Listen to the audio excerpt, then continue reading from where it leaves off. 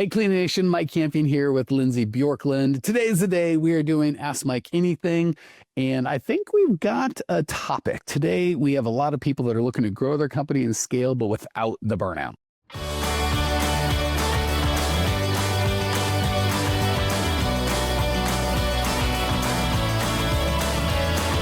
So I'm going to kind of try and do two birds with one stone. How to grow when you're stuck, which is fun, and then also how to do it in a way that you still love your business and your life and you're not just fried. And, a lot of times people come to us like, I'm ready to sell this thing. I'm just done. So we'll try and get to the growth you want without the pain you don't want. Lindsay, who's up? Who do we got first? All right. First up, we have Sparkle Go from the Facebook group. Didn't get your real name, but we'll call you Sparkle. Guessing that's her. I'm guessing her. Could be wrong. Sounds like guessing it's her business name, but Sparkle's a fun name. We'll go with it. Yeah. So Sparkle says, long post ahead. Please bear with me. All right, Sparkle, here we go. She says, honestly, my cleaning business has been keeping me super busy lately. We've been getting a lot of clients, mostly Airbnb hosts and construction site owners. With this period, it's been crazy. I'm grateful for the work, but it's been tough managing everything with just 2 assistants. As a mama too, it's hard to balance work and family life. Some days I feel like I'm running around like a chicken with its head cut off. That's why I'm thinking of hiring more staff next year. How do I handle so many clients? What's the secret, Mike? Gosh, that's for I don't want to say silly, but kind of a whimsical name like Sparkle. That's a pretty solid question. Yeah. So, and there's a lot to it. Let's sit here for a minute and unpack. Lindsay sent me this particular one ahead of time because there's some specific things I want to say. So when she says there's a couple, because there's like 3 or 4 things I really want to kind of pull out and look at each. So the first thing, Miss Sparkle, I would encourage you, she said single mom, so we do know it's a gal, is the passive voice of the question. So she said, we've been getting a lot of clients, mostly Airbnb and construction site owners. So the way the question's asked is like, these clients just come in and there's really nothing we can do to stop them. So we're going to come back to that because that's really the foundation is what's the goal for the company and can we create a strategic process to reach that goal? And the strategic process is really step 1, understand, well, whose problem are we going to solve and how do we go about that? And Airbnb's problems are wildly different than post-construction cleanup problems. And more specifically, like how do those problems that we want to solve roll up or tie into our main goal, right? So I think if I can kind of go big to small, on the big side, my guess, and this is tough because it's such a good question, Sparkle, I'd love to be having this conversation in person where I could kind of we could ask and answer some questions. We could do. I really like this question. If Sparkle reaches out or you want to reach out to her and we want to have her on the podcast, I would be happy to have a longer form conversation because I'm going to do my best with the very limited information I have, but I'm guessing she's screaming at her podcast right now, her phone going, no, it's this, not that. So I'm going to do the best I can, Sparkle, without having details. But the first thing is, what's the goal for the company? And a lot of times, I would say most of the time, owners I talk to almost always have a revenue goal of, I want to hit $1 million, or I want to double, or I want to whatever the case may be. They shockingly less often have a profit goal. Like, here's how much I'd want to make. And it's just kind of like the assumption of once I get to this revenue, then I'll have the profit I want. And they generally have some idea of I want to be free. I want to have freedom. Or I want this business to give me free, but they don't have a clear, what I'm saying? They're not able to articulate what that means. Like you're working 2 days a week, 7 days a week, 2 hours a day from anywhere, what hours, when hours, like they're not really clear on it. So Sparkle, I would start with, before I give you the answer, like, hey, what's the secret to managing all these clients? It's like, well, I don't know what the goal is, but I'm guessing if we were clear on what your goal was, both in revenue and profit and time spent and the quality of the time spent, like what do you want to be doing when you're doing the time? Because there's a difference between working 50 hours a week, doing something you love versus 20 hours a week, doing something you hate. So once we got some clarity on those kind of key topics, then we could go next to like, okay, what customers will best get us to that goal? And without having gotten to talk to Ms. Sparkle, I can almost guarantee you no goals you're going to have are going to be best served by a combination of Airbnb and post-construction cleanup, right? So if that's the rule, we start with clients just come in and it's a passive thing. And I can't really do anything about which clients come in or if I take them. They all just come and I just have to take them. Boy, I don't know how to, she said it very cute. What's the secret? I'm like, I ain't got no secret for that one. The secret is to pick better clients. So I would start with being clear on what your goal is and being clear on who you want to serve. Having coached for a decade and been in business for 30 years, I wouldn't coach any owners of cleaning companies to take post-construction cleanups. They're too sporadic. Like there's just no way to, you're like, I want to live in a house with a goat and a chicken and a cow, and I'd like it to be on fire. How do I do so without being chaotic? I'm like, I don't know. I would move house. Like there's really not what to do. So the question is, how do I serve post-construction cleanup clients and Airbnb clients? I don't know if it's exclusively, but that's all she brought up, and not run around like a chicken with my head cut off. I don't know. I wouldn't serve those guys. So the post-construction folks, just because by definition, we got a lot of work right now and then no work for weeks, and managing that on a staffing standpoint and from a cash flow and profit standpoint is really difficult. So I wouldn't recommend that at all. And it's a crapshoot, right? We're betting it's going to take this many hours over the span of time and nothing's going to go wrong.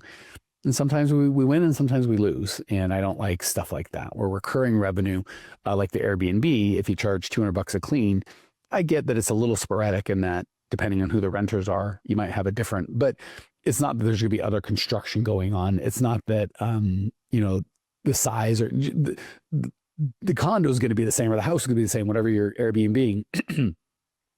Just the tenants are only going to be different. So you've got a little bit of a mix, but you have a pretty good idea of what's going to cost. So it generally takes 3 hours if they're real clean and 5 hours if they're not real clean.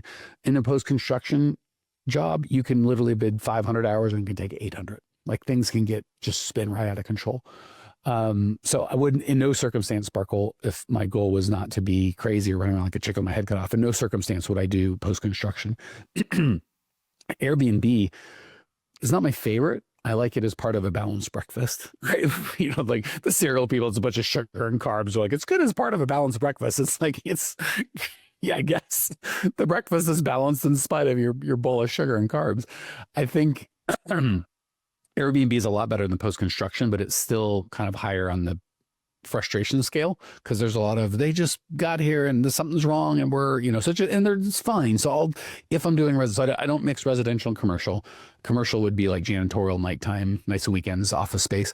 I wouldn't take any Airbnb if I was doing commercial. If I was doing residential, like every other week, I'm going to come to Lindsay's house and, clean it and that kind of a thing.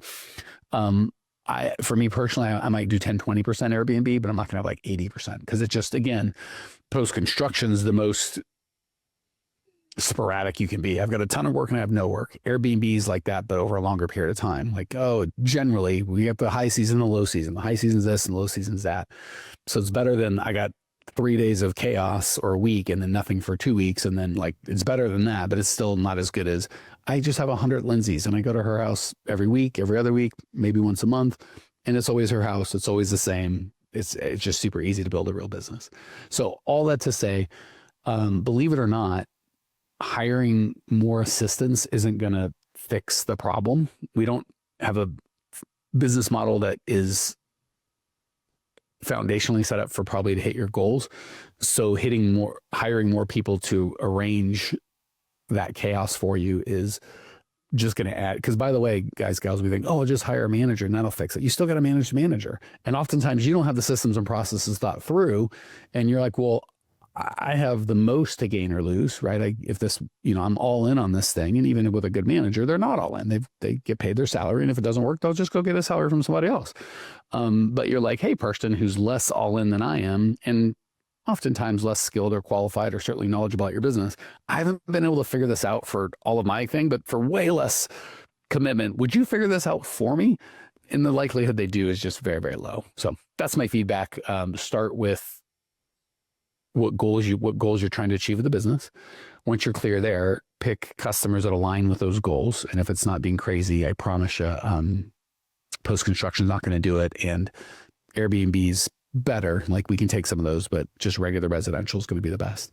And then finally get the systems and processes set up. And then once you have a system that works, you can turn it over to somebody that can handle it for you.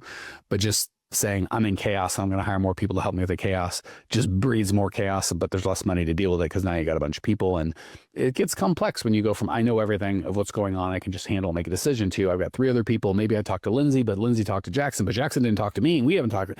The whole thing gets complex. So we think we're going to save complexity, we add it. All right, Lindsay, I feel like I've been we're all over the board crazy.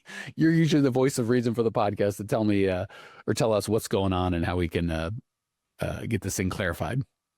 Yeah, I just wanted to throw a few anecdotes in because we have a few clients we're working with currently, and they've been dealing with a very similar problem situation, especially with the STR, the short-term rentals, Airbnb.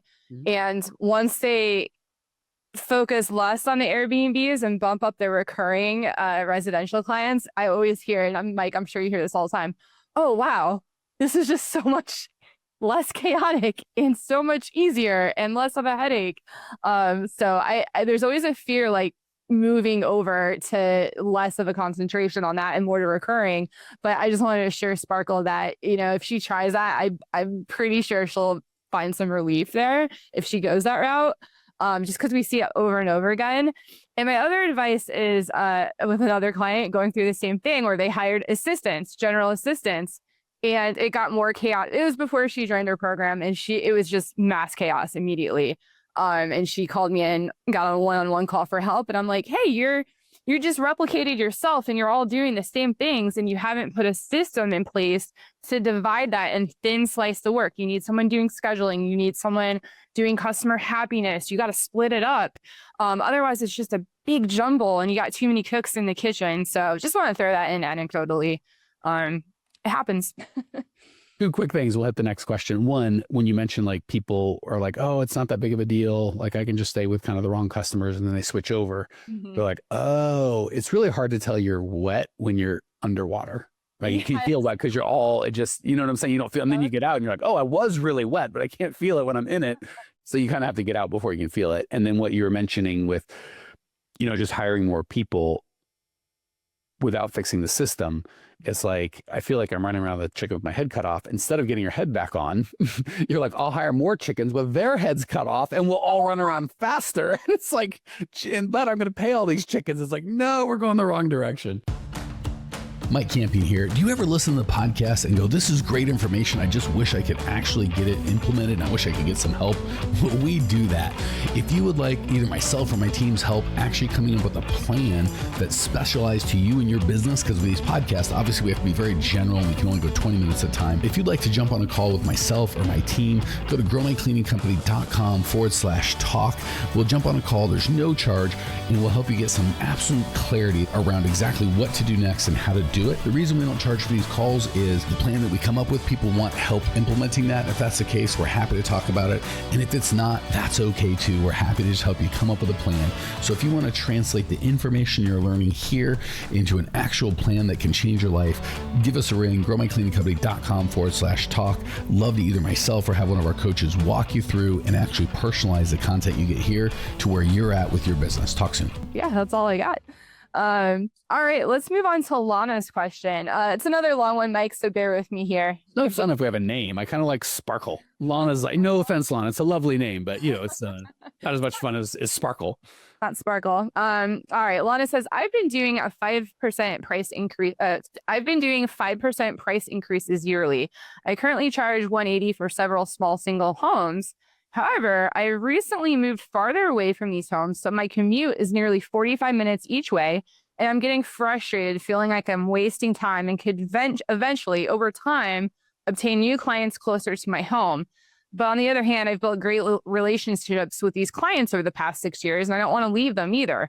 So I was just considering doing a larger mid-year price increase, but I feel bad about that. Also, I'm paraphrasing here. Also, if I decide to increase for them, do I increase all my clients across the board or just the farthest away clients? And then like, what's too much of an increase? Help. I feel stuck. Poor Lana. She's all over the place, literally. Yeah. So another great game. You really, Facebook's been strong this week. These are good questions, Lindsay. So again, this is I just kind of give you guys a meta answer. I think will help. I give to our clients quite a bit. When we've got several questions that are related, we try and solve them all at once, but it's like just a big tangled mess. So it's like when you've got the Christmas lights that have been in the garage for a year and you're like, you try and hang them and you just like pull angrily at one end and hope for the best. And eventually we have to just give up and be like, all right, I'm going to take 5 or 10 minutes to untangle them, get them all straight and lined up. And then you're like, okay, now it's very clear and easy to see. So same with business problems, even if they're related and they touch each other, we treat them like they're dependent. So they're very different. So we want to separate and just pretend they don't touch for a minute. Just so each one kind of by themselves without how it may or may not affect other things like pricing versus where she lives versus how her clients will feel versus mid-year versus 5% versus 1 year. Like we got too many things going on. So the first thing we want to do is separate that lovely question, Lana, into like 2 or 3 smaller questions. And then once we answer them separately, all of a sudden we get clarity, and when we put them back together, they fit, right? But when we try and solve them all together one time, we just spin. Well, if I do this, I'll get this. And if I do this, I'll get, and then we just kind of go in a circle and we end up back where we started. So let's just take them one by one, solve them to the bottom, and then we put them back together. I promise you'll feel better, Lana. So we'll just take this question piece by piece. I've been doing 5% increases yearly. So here's how I've been charging. And I would literally just throw that in the garbage. Cause like, if that's getting the result that you're getting, let's not throw in the garbage. Let's just, well, then keep doing that. But if it hasn't been working, it's like, that really has nothing to do with this conversation. So I would just throw that out as noise, right? Because we're trying to straighten out our Christmas lights, and we have a couple ornaments in there. We're just going to throw them out. We're going to deal with them later. They're not helping this conversation. So what you've been doing up in the past, either it's been working, in which case continue, or it's not working, in which case we're going to kind of eliminate that from the conversation.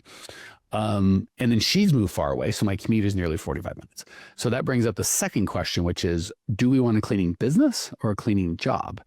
So if we want a cleaning business, meaning we own a business that happens to be in the business of providing cleaning services for people, and we have employees that do that, then where you live really isn't relevant.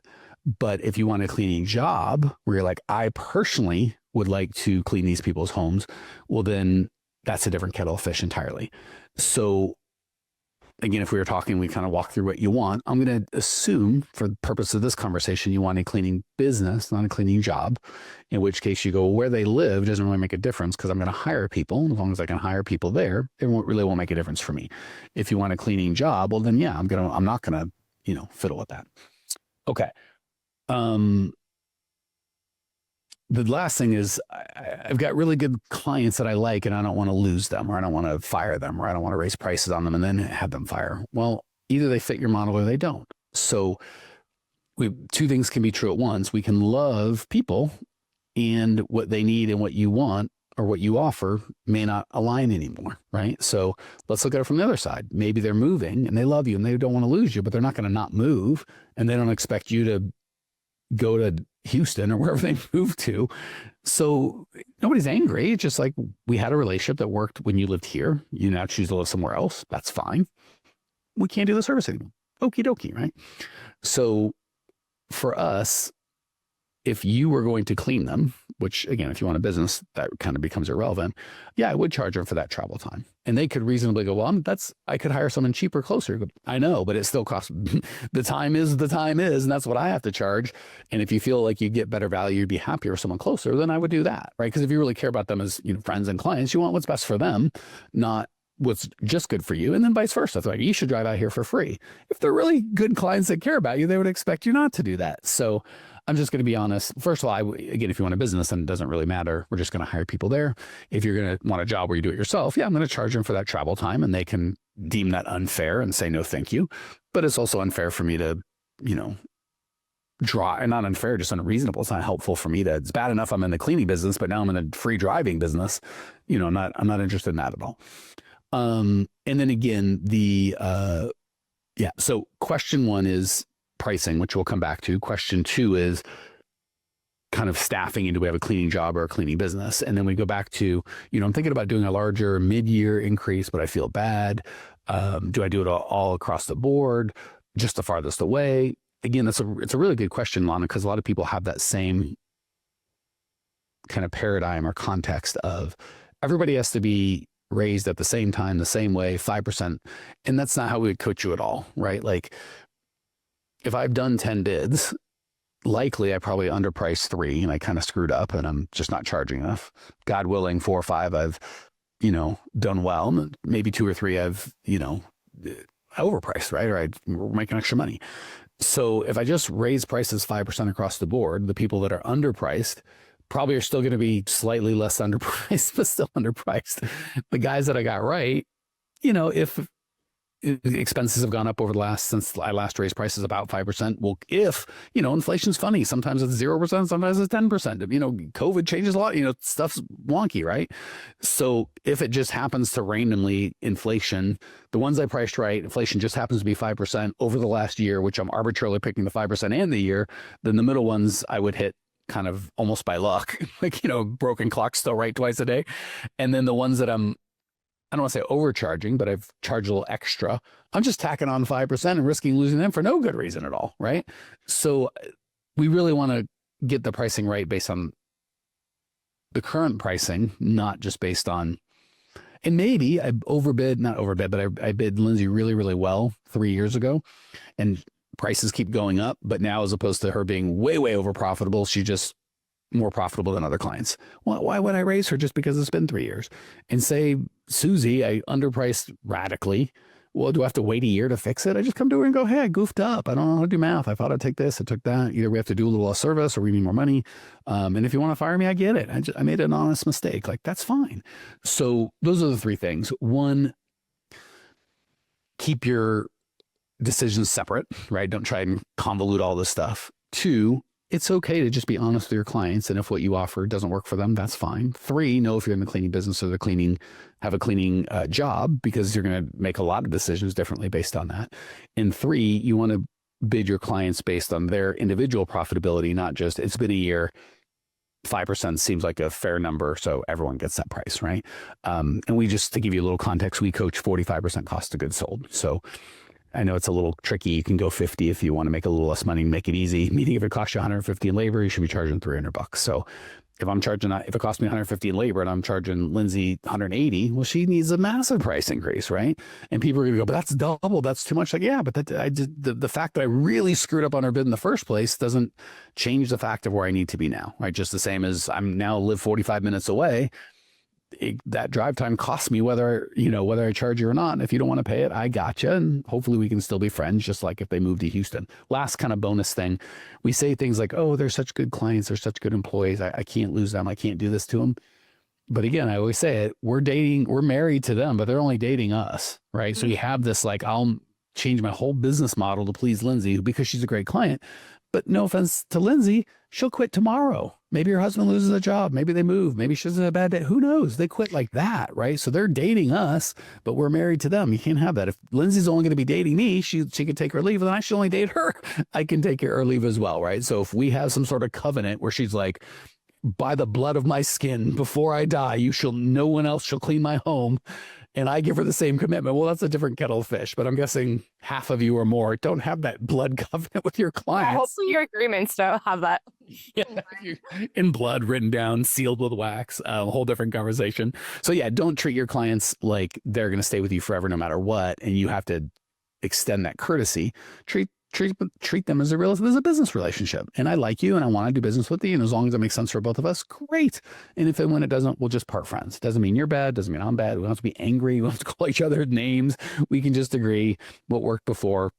I'm now doing something different. And there you go. Like, it's okay. I promise that's how they see their relationship with you. No reason you shouldn't see your relationship with them the same. All right. I feel like we're running out of time. Do we have a quick one or do we got to call it? We got to call it. We got some in-depth ones. Wait. All right. I usually try to get 3 in on these, and last couple I've gotten 2. Bad mic. All right, guys, gals. Thank you, Lana and Sparkle, for the question. Hopefully this has been helpful. If you are like, hey, that was really helpful, but I would like more feedback, feel free to check us out. Instagram, YouTube, podcast, growmycleaningcompany.com, Facebook group, tons of stuff.